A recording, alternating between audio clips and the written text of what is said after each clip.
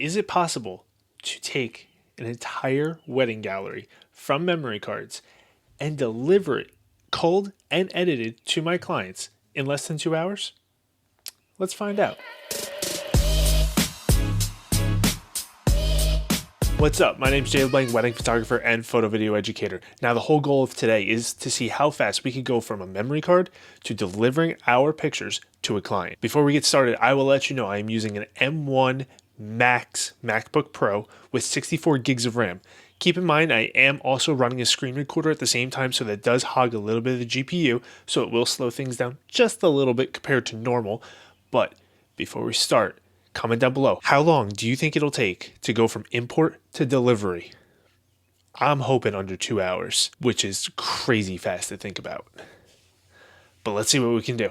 First things first, let's jump right into Lightroom and import these pictures. Now, this step might be a little bit different from what other people normally do, but I'm going to show you right here. The important thing to me is that I want to rename my files. So I always import it directly into Lightroom before I go into Aftershoot, for the sole reason of I want to rename the files. Because if you go to Lightroom first and then you just add the pictures to Lightroom from the location that you already have them in, for some reason it doesn't let you rename it. So I just do this right from the bat. We're going to click import.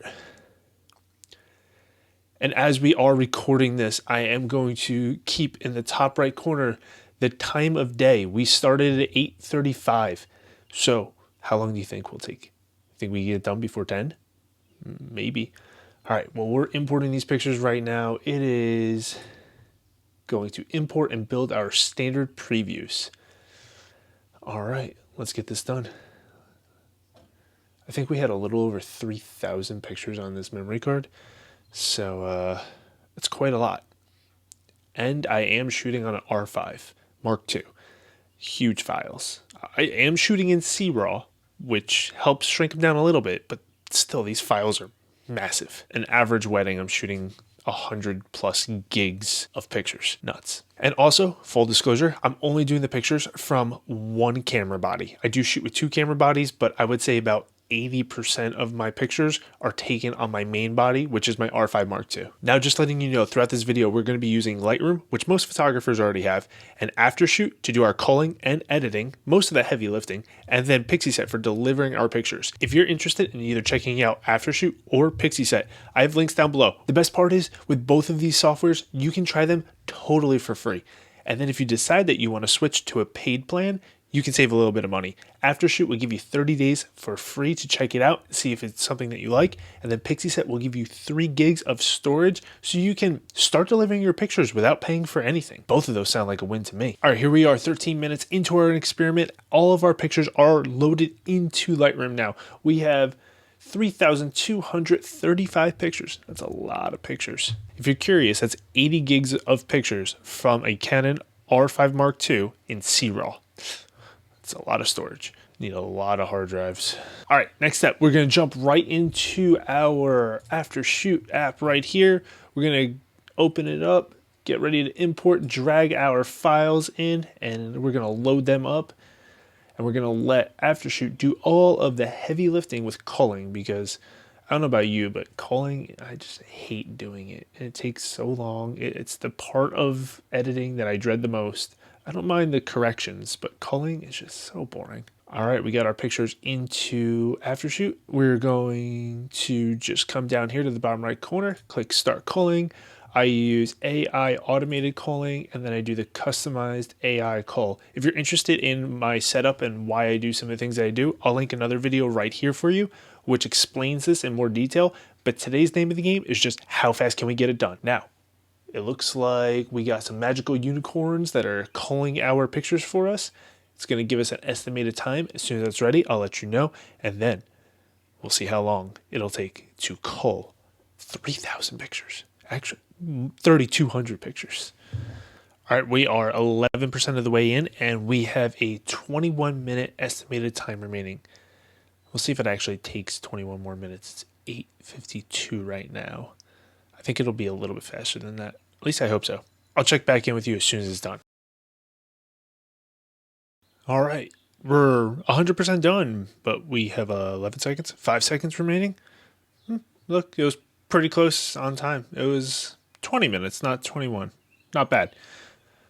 And it's just wrapping up whatever these unicorns are doing. They should have like a unicorn animation just hopping across the screen.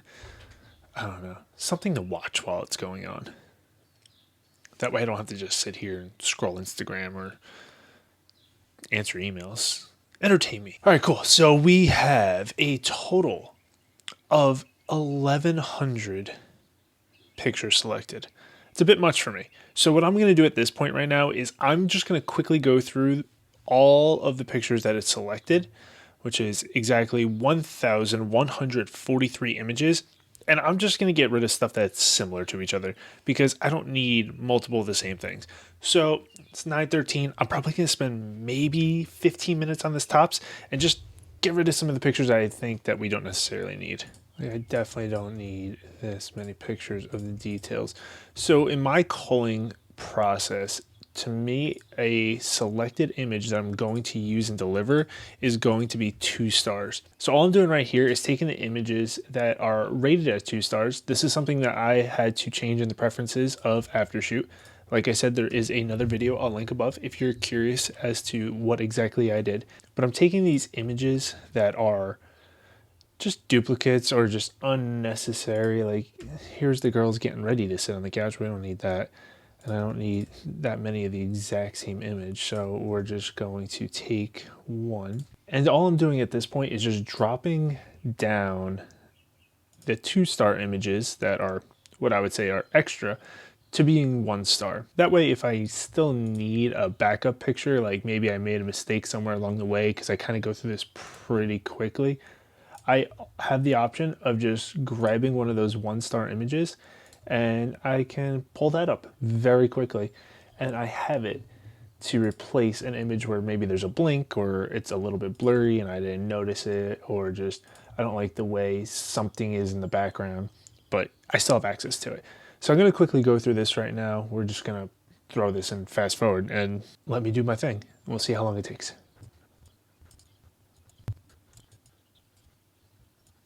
Now, sometimes Aftershoot does make a couple mistakes, and like you see this picture right here where it selected a picture of the floor as being something I should deliver, but we are not going to keep that one.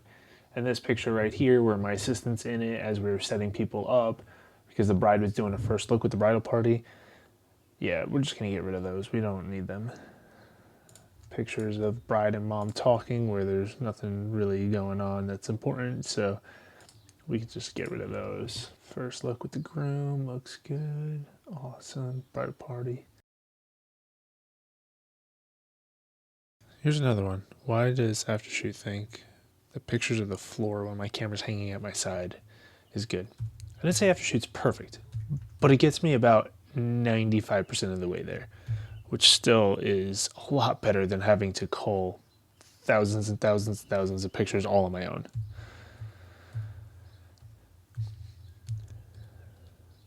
Ceremony ones, I'm gonna just go ahead and trust Aftershoot did a great job with this and keep all these, because the more ceremony pictures I'm okay with, because I don't really deliver a ton of pictures from the ceremony anyway. Usually on a typical wedding, I'm delivering maybe 100 pictures from the ceremony. We don't need test shots of my second shooter and the lighting when I'm testing it in the room. All that's very unnecessary. Some details of the tables. Cool. We don't know 2 of the same thing.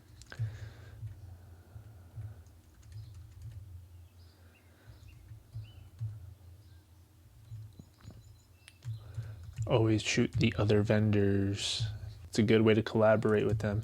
They like seeing pictures of themselves, DJs, florists, venues, bridal attendants, wedding planners, videographers. Shoot them all. Deliver them to them specifically, because it is a great opportunity to network and also collaborate on posts. Might get you a new client by just including some pictures of extra people. Hey, you're there anyway, they're there anyway. Why not take a couple quick pictures of them doing their thing while you're hanging out waiting for them. I mean, who doesn't love behind the scenes nowadays, right? As I'm going through these pictures, I will just make a note that probably my absolute favorite part of AI editing is going to be the fact that it can automatically straighten lines for me, or horizons, because I don't know what it is. Maybe one of my legs is longer than the other. I am the biggest offender when it comes to accidentally tilting my camera just a little bit to the right. Maybe I'm just pushing the shutter button too hard and I'm pushing the camera down. I don't know what it is, but I definitely take a lot of crooked pictures unintentionally. No, I'm not doing the Dutch angle that was cool from like 15 years ago. Very rarely is it appropriate to use that anymore. But I will say, I do accidentally tilt my camera a lot in AI. Thank you for fixing that for me, because it's not fun. Yeah, why do I need a picture of the back of the photo booth? Love the picture with the attendant in it because he'll appreciate that when I send it to them. But I don't need a picture of just the back of the photo booth. And some more of the floor. I guess I take a lot of pictures of the floor when my camera's hanging down at my side, huh? Here's one with the wedding planner helping out the bride, so I'll keep that in there so we can give them to her. Now this is interesting. So these are purposely dragging the shutter on the dance floor, and now Aftershoot by default will try and call out some of the blurry pictures. So it's kind of interesting to see what it decides is a good picture to leave in there and what's something that it should take out, because some of them are clearly bad, but some of them are pretty interesting. And I'm glad that it doesn't call out all of them, because this was intentional. This blur was very intentional, not on accident, not me being a rookie photographer. Although I will say, in my last video I posted, somebody commented on it asking me if I was new to photography. I'm just going to go ahead and say yes to that one. That's it. We'll leave it at that. We'll say I'm new to photography. This is my first year in business. Do you have any pointers for me? That's all I got for you, man. If you're listening to this video too, please drop some more comments down below and give me pointers, because I'm a rookie here. All right, cool. So we culled down our pictures from 1100 to 1000. So we took about 100 pictures out. So now what we're going to do is jump over to edit, and we're going to take all of our 2 stars from our camera, and that is 1015 pictures, and we're going to edit them. Boom, click and edit. And we are about 50 minutes into this whole process, getting our pictures edited right now. And we're going to see how long that takes. We're already 2% of the way in. From my experience, I'm pretty sure Aftershoot gives you the estimated time remaining after it's done 10% of either the culling or editing. Just something I've noticed in case you're interested. Now, the editing process will go a little bit faster than the culling process, because the culling process, it was looking through 3,000 pictures. Now we're only looking at 1,000 pictures, so it does tend to go a little bit quicker. We'll see what the estimated time is as soon as it gives it to us. All right, we just passed our 10% of our editing, and I guess it's not shorter. We got 23 minutes, 30 seconds before our pictures are all done being edited. So it is 9:27.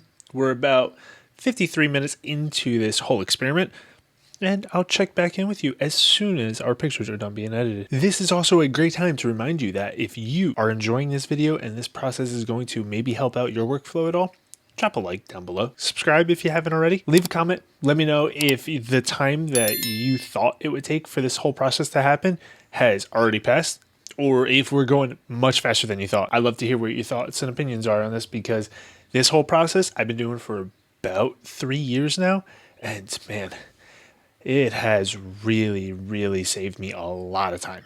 And that's probably the biggest thing that I can compliment it on, is the fact that I have bought back so much of my life between these 2 very simple to use pieces of software. Don't forget, if you're interested in either of them, those links are down below. Here we are coming into the home stretch, almost done. Gonna load up all of our edits. Looking good so far. Very nice, very nice. Looking good. God, I love this. It's so easy. We're just over an hour into this whole process and we are culled. We are edited. We gotta get all this to load up. Make sure all these pictures have this written to the XMP file so we can import it all back into Lightroom. All right, so we had to give Aftershoot a little bit of time to write that information to an XMP file. And now here is the secret of the way I do things. We're going to jump back into Lightroom. And you're going to select all your pictures. Command A. And then you're going to see, like, right here on this picture, there's a little exclamation point. It's a warning telling you that some stuff has changed and what do you want us to do about it. What we're going to do is click Import Settings from Disk. And what that's going to do is write the new data from the XMP file to all of these images. So anything that got a rating or edited will now be changed inside of Lightroom for us. You're going to see in the top left corner of Lightroom, it says Reading XMP Metadata. So we're going to have to give that a minute, let it do its thing. And when it's done, we will be able to see all of our edited pictures and have all of those ratings right on our images as well. While Lightroom is writing this XMP metadata, I'm going to just let you know, if you are interested in learning more about my workflow, or you want to figure out how to set this up for yourself, I do offer one-on-one mentoring where this is something that you and I could meet over a Zoom call and we could get this set up for you in less than 2 hours or so. We could set up your hard drives and your entire workflow to just make sense and make it very streamlined. So everything is nice and easy to find and organized and just works. That's probably the biggest thing, is being organized, because once you start doing more volume, it becomes very easy to start losing jobs, losing pictures, and that's the last thing you want to do. When somebody asks you for a picture or when you're looking for a specific picture, you want to make it very easy for you to be able to go back and access these pictures. So having a good, clean workflow is crucial. And if you're interested in working one-on-one with me to set that up for you, that is something I'm going to offer, and I'll have a link down below where you can check that out for more information. All right, and Lightroom's done doing its thing. We're going to go ahead and just filter our 2 stars. These are the pictures that we're going to want to deliver, our 1015 images. And if we just pick a random picture and we go into the develop module, you will see all of the settings that were applied. This is what it looked like raw, and this is what Aftershoot did to it for us. Awesome. Now, we know that these pictures are pretty good, but all I'm going to do is quickly go through them in the grid view to make sure that no exposures are crazy or anything looks super off. Make sure all the white balances are pretty good. They look like they're on point. Gonna have to give it a second to load. Like I said, running a screen recorder while trying to do this definitely slows down this process. I'll tell you from experience that I'd probably be done by now if I wasn't running the screen recorder. So I'm just going to give it a second to populate previews so we're able to quickly skim through all of this and make sure that everything looks good before we start the next step, which is going to be uploading to Pixieset. Now, don't quote me on this, but I'm pretty sure that if you generate smart previews, this whole process right here where it has to load the XMP metadata in goes a little bit faster. So just keep that in mind if that's something you're interested in. Normally I do generate smart previews, but again, because I'm running the screen recorder, it does hog a lot of that GPU, so things slow down a little bit. But here we are about an hour and 20 minutes into this, and we're getting pretty close to the end. I'm going to show you the next step. What we're going to do is we're going to go into Pixieset. We're going to create a collection. I already have a default wedding gallery set up. We're going to name it Deb and Danny for our couple wedding. And we're going to create that.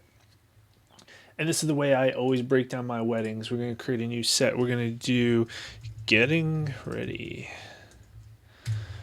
We're going to do another set of portraits. Another set for the ceremony. And then one more set for the reception. So now what I do is I upload all those pictures into its corresponding set. So the pictures are divided up and it's a little bit easier and more manageable to go through on the back end for the client. So we're just going to go here, get all of our prep pictures, put them into the getting ready section, then all of our portraits with the first looks, the bridal party pictures, the family pictures. We have a lot of portraits here for this wedding, so we have a lot going into our portrait section. And then we have some details. So these are reception details, so I'm actually going to go put those into the reception section. And then we have ceremony here. And here's our last ceremony picture. Nice and easy. And then the rest of what we have is just reception. So we're going to take all that, put it into the reception. And then what I would also do is I go in there and I pick out some key moments to do some highlights. And why not? Let's do it real quick. I like to do a picture of our bride with her dress. That's a fun one. We got the guys coming off the bus. We don't necessarily need that. Nice one of the bride by herself. We have the first look. We obviously need to get some reaction pictures from the first look.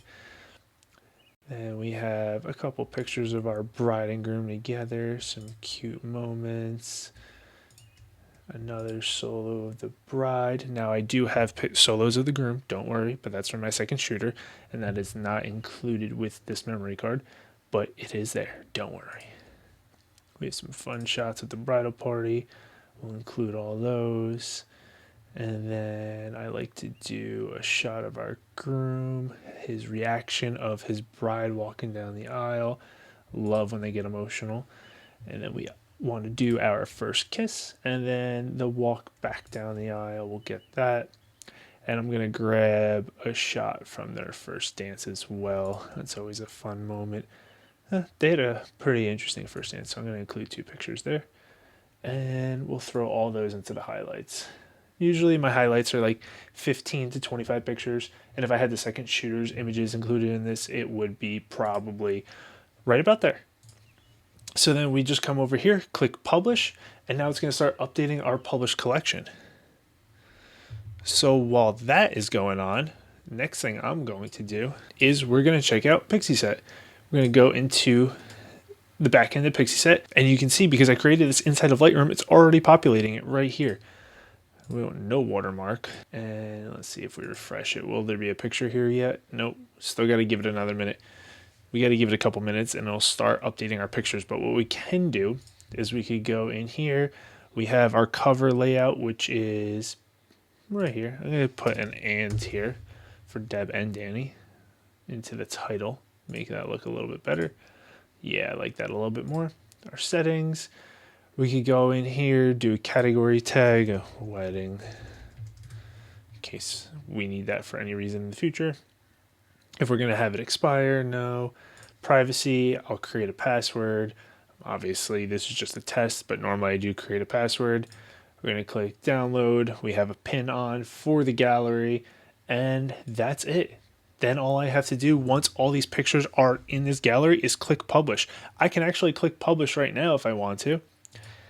And we can send it off and tell the client, hey, just don't open the gallery for another 20 minutes and all your pictures will be there. Or we can be patient and we can wait. You know what? Because we are timing this to see how long this will actually take. We'll wait. But just keep in mind, we're an hour and 25 minutes into it, and I am ready to send this gallery. We went from memory card to ready to send in an hour and 25 minutes. So we're under that hour and a half mark that I originally thought, which is awesome. But not really.